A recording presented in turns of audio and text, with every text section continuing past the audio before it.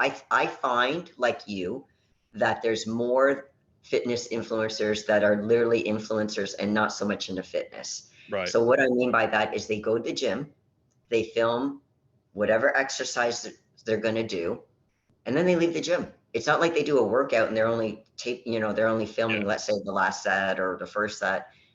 They literally just go to the gym to film and put it on the gram, basically. Yeah. And that's the only reason why they're in the gym. Now that I don't like, because again, it feels like it's false advertising.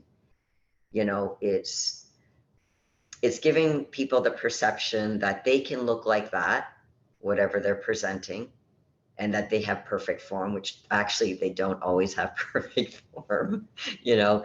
Yeah. And so I feel bad for the general audience who doesn't know better, and they're looking at people saying, well, how do I do better? And some people represent the sport much better than others. So I understand why there can be some confusion, but there are some people that are doing well, but it's hard to know. If you're not in the industry, it's hard to know who are and I put this in air quotes, the good ones versus the not so good ones. So some of the cons as far as these fitness influencers is, when we get back to the sexualized piece, is the object, being an object, being treated or seen as an object. So you might go in there. So I'm going to pick on girls, and I'm not saying it just happens to girls, but I'm going to pick on girls for a second. So you might look really good and really cute in that outfit, but if you're doing like short shorts, low top, and you're doing, let's say, you're doing like deadlifts, that's not exactly what you want to put out there. Yeah. I Because just saw one like that, Leslie. Not to cut you off, but I just saw one like that. Literally, she has like, I don't even know how I don't know how it's allowed in the gym. Like that's how her like whole ass is like out. And I'm like, I can't believe that. And she's doing deadlifts and yes, she's basically naked. And I'm just like, how, I don't know, what gym is she going to, you know? it's unfortunate that, see, here's the thing, the gym owners are in a tricky position, because if they say, hey, look, we have a dress code, which Yeah. frankly, I don't think is necessarily a bad thing. Yeah. Then women, and I can go on a little tangent on the new feminized women these days. But to get back on topic, I mean, we can go back there, but they can make a big fuss saying, I have a right to, I pay a membership and I'm just training and all this other stuff. And it's like, it's a tricky rope. So I feel bad for gym owners, and girls are almost falling out of their tops. Yeah. I mean, like, really? Yeah. Like, this is not a nightclub. You're here to train, So it's kind of people go to the gym for different reasons. So again, I'm not saying you have to be a bodybuilder, but even if you just want to take care of your fitness, again, the idea is to work on your body, not necessarily to get attention. So it's kind of like, do you get attention as a result of looking good? That's different. But if you're Yeah. going there strictly to get eyeballs, to me, that's not authentic. And it Yeah. can be very obvious. Right. Yeah. So the problem is that when people use their sexual appeal, then all of a sudden they're not seen in a serious manner. They're seen as, objects, whether they intend to or not. And so instead of so basically anyone who's watching their content, and they might have good content, Marks, but when people are watching their content, then the viewers end up focusing more on their physical appearance rather than their knowledge. So again, they could be spouting out some really good tips, but all they can see is the, ass coming out, or the, like, it's just, you Yeah. have to present it in a way where, people are going to take you seriously. Now, I'm not saying you have to go in like a, like a nun or be a mummy, Right. there's a reasonable amount where, yes, you can show some skin, but let's be reasonable about this. So if you want to be taken seriously, and if you're sexualizing yourself, your content is not going to be taken seriously, which is No. unfortunate, because like I said, it might be really solid content. I don't I'm take it sure you see it seriously. all the time. Yeah, I don't take it seriously. And like you just said, what I see a lot is like inspirational like quotes and captions, and Yeah. it's a picture and they're standing in front of like a squat rack or whatever, and it's just their ass. And they're wearing super tight shorts, and I'm just thinking, what does this have to do with what you're talking about? It has nothing to do with what you're talking about.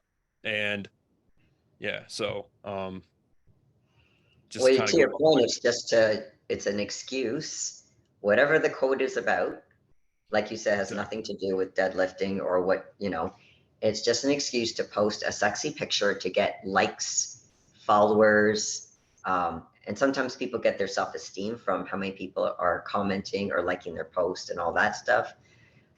That's also an unhealthy road to go down too. But the thing is, what they may not realize is that they're undermining their credibility by doing this kind of stuff. Um, Yeah. so basically, people are just seeing them as mere objects. Now, maybe they want that. There are girls out there that want that. That Yeah. they're going under the I have low self-esteem. I need this positive feedback from males or whatever, and that's really unfortunate because again, they're trained for the wrong reasons. It's great that they're in the gym, but again, it's for the wrong reasons. Um, there's also the piece about unhealthy comparisons. So let's say, and again, I'm not saying this doesn't happen to men. I'm just picking on women, and I like women, but it's easy to pick on them, Well, especially in I, the I'm gym. a I'm a red-blooded American male. I love women too. So, it's like it's disappointing sometimes when I'm like, man, uh Because sometimes they do, like, some of them is just fluff. You can just see it's fluff, but some of it is actually good material. But again, it's how they're presenting it with the sex. yeah. I understand sex sells, but you can overly do it. And the problem is with the sexualized imagery Hmm. is that it can create these unrealistic beauty standards, Oh yeah. and this is assuming there's no filters. But tell me, like, I don't know how to do filters because I'm just not tech savvy, but that's just not me anyway. But there are so many people who use filters. So if you get a female and they're looking on social media, whatever that platform is, and they're saying, wow, she's my age and I look nothing like her. Of course you look nothing like her. She doesn't even look like her Yeah. because of these filters. Or maybe like, again, you can angle it, the lighting can make you, I mean, there's different things that can be done to make you look better than you do. Um, but again, it comes to presenting an unrealistic expectation that you can get that. And you may not be able to, but can you be okay with that? And obviously, this happens with men too, where they might be comparing themselves, whether it's the big quads, the big chest, the delts, all that kind of stuff. But so that it's an unhealthy comparison, and the problem is that then the viewers might feel inadequate. Why bother going to the gym? I'll never look like that. So in essence, it's almost like I said, false advertising, which is not just bad for the person who's the influencer, but because they're not taken seriously, but it's hard on the audience. I'm not saying all the audience, but there's some, a lot of people that are not where they want to be fitness wise, and they can feel bad about that and a lot of shame. Um, Also, when you talk about fitness, we have fitness goals. When they sexualize it on media, there's almost this misalignment then all of a sudden with the goals because they're placing this excessive emphasis on the sex appeal, and that might overshadow the actual fitness goals. Yeah. Um, and the message of the influencer, like I said, no one's going to be taking them as seriously as they may want to be. No. So um, the other piece is that when you want to build a brand, you want to be known as something, and obviously something respectfully.